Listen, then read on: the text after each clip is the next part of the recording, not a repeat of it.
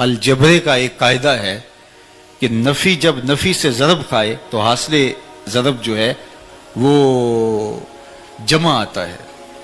نفی جب نفی سے ضرب کھاتی ہے تو جواب جمع کی صورت میں برآمد ہوتا ہے. جو مرنے سے پہلے ہی اپنے آپ کو مار بیٹھے، اپنے آپ کو ختم کر بیٹھے، تو جب موت آئی تو ان کی موت کو موت آئی تو وہ عین حیات بن گئی. فَلَا نُحْيِيَنَّهُ حَيَاتًا طَيِّبَةً. پھر سنیے، فطرت ہستی شہید آرزو رہتی نہ ہو، خوب تر پیکر کی اس کو جستجو رہتی نہ ہو. موت کو سمجھا ہے غافل اختتام زندگی، یہ ہے شام زندگی صبح دوام زندگی. تو یہ حقیقی زندگی ہے جس زندگی کا روپ اللہ تعالیٰ اپنے ان بندوں کو عطا فرماتا ہے. تو یہ حیات نور ہے جو اللہ ان کو نصیب فرماتا ہے. اس لیے یہ ذہنوں میں خوشبو بن کے زندہ رہتے ہیں، خیالوں میں یاد بن کے زندہ رہتے ہیں، دلوں میں دھڑکن بن کے زندہ رہتے ہیں. ان کے نقوش کبھی بھی مدھم نہیں ہوتے. دنیا کے اوپر بادشاہوں کے نام مٹ جاتے، ان کے تذکرے نہیں مٹتے. میں آپ سے پوچھتا ہوں، جس زمانے میں میرے حضور تشریف لائے تھے اس زمانے کے خاقان کا نام کیا تھا؟ عالی مرتبت علماء کرام اور تاریخ کے طالب علم اس کے علاوہ شاید کوئی بھی جواب نہ دے سکے. اچھا میں پوچھتا ہوں، جس زمانے میں میرے حضور تشریف لائے تھے اس دور کے کیسر کا نام کیا تھا؟ اس دور کی سپر طاقت کا پاورفل حکمران. لیکن آج اس کا نام بیان کرنے سے بہت سارے لوگ قاصر ہوں گے. چلو میں نے پوچھا کہ اس دور کے کسرا کا نام کیا تھا، تو انگلیوں پہ گنے جا سکتے ہیں جو اس زمانے کے کسرا کا نام جانتے ہیں. اس دور کی دوسری بڑی سپر طاقت کے حکمران کسرا ایران کا نام زمانہ نہیں جانتا، بلکہ 150 حکمران اس خاندان کے تخت نشین ہوئے. 3150 سال ان کا دور حکومت. لیکن شاید اس بھری مجلس کے اندر چند ایک لوگوں کے سوا کوئی بھی نام نہ بتا سکے. لیکن اگر میں اس مجلس میں ڈھونڈ کے سب سے کم عمر کے بچے سے پوچھوں کہ میرے حضور کے مؤذن کا نام کیا تھا، تو وہ سر اٹھا کے بلال حبشی کا نام لے گا یا نہیں لے گا؟ یار اس دور کی سپر طاقت کے حکمران کا نام تو زمانے کو یاد نہیں ہے. اس دور کی دوسری سپر طاقت کے حکمران کا نام تو زمانے کو یاد نہیں ہے. اس دور میں سرزمین ہند کا حکمران کون ہوتا تھا ہمیں یہ بھی یاد نہیں ہے. لیکن بلال حبشی کالے رنگ کا، ہونٹ موٹے، لیکن جو ہے وہ روحوں پہ نام نقش ہے. تو اقبال تڑپ کے بولتا ہے، اقبال یہ کس کے عشق کا فیض عام ہے؟ رومی فنا ہوا حبشی کو دوام ہے. رومی فنا ہوا حبشی کو دوام ہے. سلطنت روم کا شہنشاہ وہ فنا ہو گیا، زمانے میں اس کا نام بھی نہیں آتا. لیکن بلال حبشی کا نام آج بھی دھرتی کے اوپر بھی زندہ ہے، عرشوں پہ بھی زندہ ہے. تو یہ ہے حیات طیبہ کا روپ. اس لیے ہمیں اس زندگی کو اس طرح گزارنا ہے جس طرح ہمارے رب نے گزارنے کا حکم دیا. اگر اس طرح اس زندگی کو گزاریں گے تو پھر ہم مرنے کے بعد بھی زندہ ہوں گے، ورنہ ہم دنیا کے اوپر رہ کے بھی مردہ قرار پائیں گے. اور دوسرا، ہماری زندگی انسانوں کی زندگی نہیں ہوگی بلکہ حیوانوں سے بھی بدتر ہوگی. اولئک کالانعام بل ہم اضل. فرمایا یہ چوپایوں سے بھی بدتر ہیں. یعنی انسان ہیں، اشرف المخلوقات کہلاتے ہیں، ہوش و حواس، فہم و ادراک، بولنے کہنے کا سلیقہ سب موجود ہے، لیکن مقصد زندگی سے غافل ہونے کی وجہ سے چوپایوں سے بھی بدتر ہیں. اللہ اکبر. یہ ہے اگر یہ اپنے مقصد کو نہیں پہچان سکتا. اولیاء اللہ نے اس دنیا کی زندگی میں آ کے اپنے مقصد کو پہچانا ہے اور پھر اس مقصد کی پہچان کے لیے اپنی زندگیاں لگا دی کہ بھٹکی ہوئی مخلوق کو اس مقصد پہ لایا جائے. اور اس کے لیے انہوں نے جد و جہد کی، شعوری کوشش کی، محنت کی، اپنے آپ کو بھی نمونہ بنایا اور اپنی تعلیمات کو ان کے لیے پھیلا دیا. اور آپ دیکھیں کہ اولیاء نے پھر جہاں گئے وہاں شعور کا نور بانٹا، وہاں اجالے بانٹے، وہاں روشنیاں بانٹی. اور اولیاء کا فیضان نسلوں تک پھر منتقل ہوتا ہے. میں اور آپ اگر اپنے نسب نامے دیکھیں تو 5ویں پشت میں نہیں تو 7ویں پشت میں، 7ویں پشت میں نہیں تو 8ویں پشت میں، یا بچن لال ابا اجداد میں آئے گا یا پھر منگل سنگھ آئے گا. یہاں کوئی پیغمبر نہیں آیا، صوفیہ آئے تھے جنہوں نے آ کے ہمارے ابا اجداد کو دین سکھایا، دین پڑھایا. اور آج اللہ کے فضل سے، اللہ کی توفیق سے، اللہ کے کرم سے ہم اتنے لوگ اسلام کے نور سے مالا مال ہیں. اس وقت جو مردم شماری کے اعداد و شمار آ رہے ہیں اس کے مطابق 25 کروڑ کی آبادی یہاں ہے، جس میں زیادہ تر جو ہے وہ مسلمان ہیں. تو یہ اسلام کا نور اس طرح بر صغیر پاک و ہند کے باقی ممالک میں، یہاں انڈیا میں دیکھ لیجئے، بنگلہ دیش میں دیکھ لیجئے، تو یہ نور جہاں ایک بھی پیغمبر نہیں آیا ہے وہاں اجالے پھیل جاتے ہیں اور اسلام کے اجالے اور روشنیاں پھیل جاتی ہیں.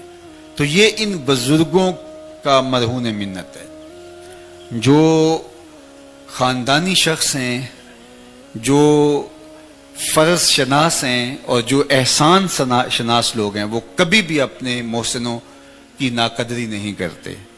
چونکہ بزرگوں کے توسط سے اسلام کا نور اس خطۂ ہند کو نصیب ہوتا ہے، اس لیے یہ جو اہم چیز ہوتی ہے وہ کردار ہوتا ہے. حضرت شاہ نقشبند بخاری علیہ رحمہ فرماتے ہیں جس شخص کی خاموشی فائدہ نہیں دیتی اس کی تقریر بھی فائدہ نہیں دیتی.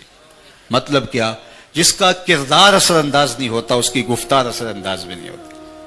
جو گفتار دل کی اتھاہ گہرائیوں سے نہ نکلی ہو وہ تتلیوں کی طرح ہواؤں میں اڑ جاتی ہے اور تحلیل ہو جاتی ہے. اور جو دل سے نکلی ہو، فارسی والے کہتے ہیں از دل خیزت بر دل ریزت، جو چیز دل سے نکلتی ہے وہ دل میں اترتی ہے اور گھر کر جاتی ہے. اور ہمارے اسلاف کی تھوڑی گفتگو بھی دلوں میں گھر کر گئی. اور آج مختلف چینلز پہ دیکھ لیجئے، سوشل میڈیا پہ دیکھ لیجئے اور ہمارے لائیو اجتماعات دیکھ لیجئے، اتنی تقریریں تو ماضی میں کبھی نہیں ہوتی تھی، لیکن آج صرف گفتگو اور تقریریں رہ گئی، عمل مفقود ہو گیا، اس لیے کہ یہ حلق سے اوپر اوپر ہے. اثر انداز جو ہوتا ہے وہ کردار ہوتا ہے. میرے اور آپ کے آقا و مولا حضور ختمی المرتبت صلی اللہ علیہ وآلہ وسلم کی زندگی کے 63 برس آپ دیکھیے، 63 برس حضور کی زندگی کے، اور 40 سال حضور نے اعلان نبوت ہی نہیں کیا. آخری 23 سال حضور نے تبلیغی جد و جہد کی ہے، اور اس میں بھی حضور کے خطبے اٹھا کے دیکھ لیجئے، کوئی خطبہ بھی 15-20 منٹ سے زیادہ کا نہیں ہے، لیکن جو کہا وہ روح میں اترا. اس لیے صوفیہ دیکھ لے، آپ اگر تلاش کرنے جائیں حضرت خواجہ معین الدین چشتی اجمیری علیہ رحمہ کے خطابات تو آپ کو کتنے ملیں گے. اگر آپ خطبے ڈھونڈنے نکلے تو حضرت سلطان باہو علیہ رحمہ کے خطبے کتنے ملیں گے آپ کو. ان کی لمبی لمبی، ہماری تقریروں کی تو کتابیں چھپی ہوئی ہیں، ان کی تقریروں کی کتنی کتابیں آپ کو ملیں گی. ان کی تقریروں نے اثر نہیں پیدا کیا، ان کی خاموشی اور نگاہوں نے اثر پیدا کیا. ان کا کردار اثر پذیر ہوا ہے لوگوں کے رویوں پر، لوگوں کے طرز زندگی پر، لوگوں کے عمل پر. اس لیے ہمیں ضرورت ہے کہ اپنے کردار کو مضبوط بنائیں. اگر خاموشی مؤثر ہو جائے تو پھر تقریر بھی مؤثر ہو جاتی ہے. اقبال نے جب شکوے کی زبان کھولی اور بہت سارے اعتراضات کیے تو اس میں جو جواب آیا تو اس میں سے ایک جواب بھی یہ تھا کہ واعظ قوم کی وہ پختہ خیالی نہ رہی، برق طبعی نہ رہی، شعلہ مکالی نہ رہی، رہ گئی رسم آزاں روح بلالی نہ رہی، فلسفہ رہ گیا تلقین غزالی نہ رہی، مسجدیں مرثیہ خواہیں کہ نمازی نہ رہے، یعنی صاحب اوصاف وہ حجازی نہ رہے. میں عرض کرنا چاہوں گا کہ ہمارے بر صغیر پاک و ہند کے اندر کتنے لوگ آئے تھے جنہوں نے اسلام پھیلایا. وہ لاکھوں کی تعداد میں تو نہیں تھے، وہ اگر شمار کرے پورے علاقے میں ایک ہی شخص تھا، لیکن وہ روزی روٹی کمانے آئے تھے، تاجر. پھر ان سے اثر لوگوں نے قبول کیا تو اسلام کے نور سے مالا مال ہو گئے. آئے تھے وہ روزی روٹی کمانے، لیکن ان کے کردار نے ایسا اثر چھوڑا کہ پھر اسلام کا چراغاں یہاں ہو گیا. کتنے لوگ آئے تھے، 1000 کی تعداد بھی شاید نہ بن پائے. دوسری جانب آج کے دور کا علمی آپ کے سامنے رکھنا چاہتا ہوں.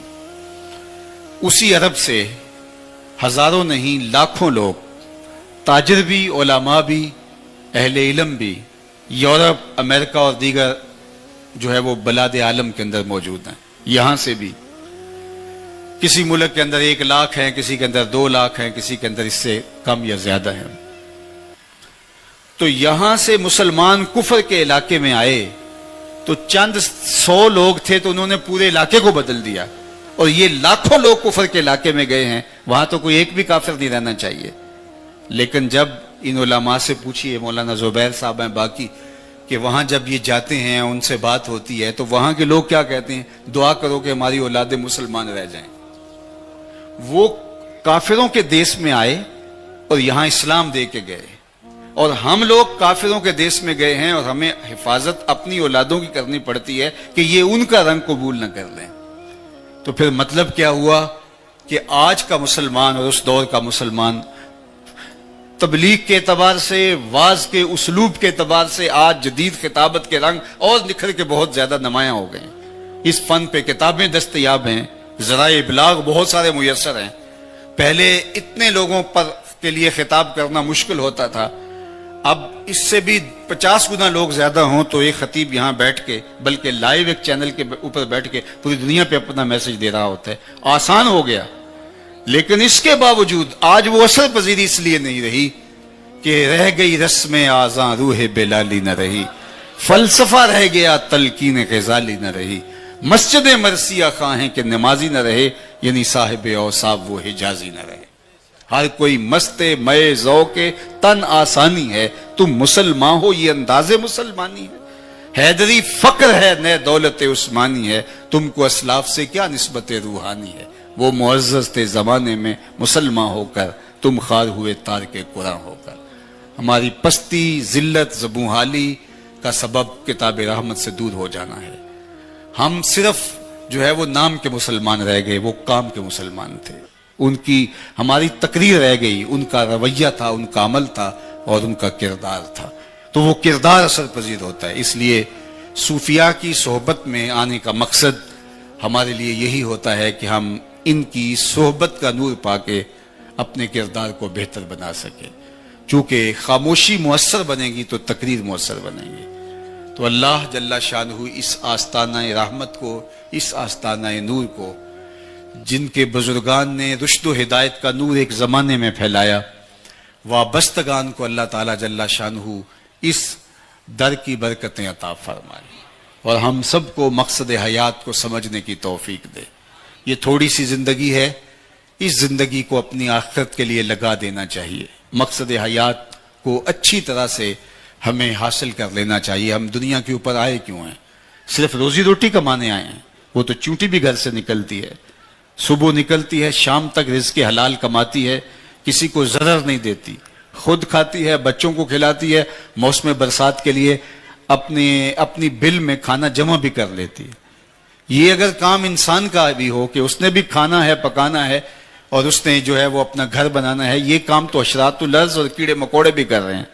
انسان اپنے دیگر مشارکات سے افضل اور اشرف کیوں ہے؟ اس کا سبب اور اس کا ذریعہ کیا ہے کہ یہ کیوں باقی مشارکات سے افضل ہے اور باقی مشارکات سے جو ہے وہ اعلیٰ ہے؟ تو اس کا سبب صاحب یہی ہے کہ اس نے اپنے مقصد حیات کو اور مقصد زندگی کو سمجھ لیا۔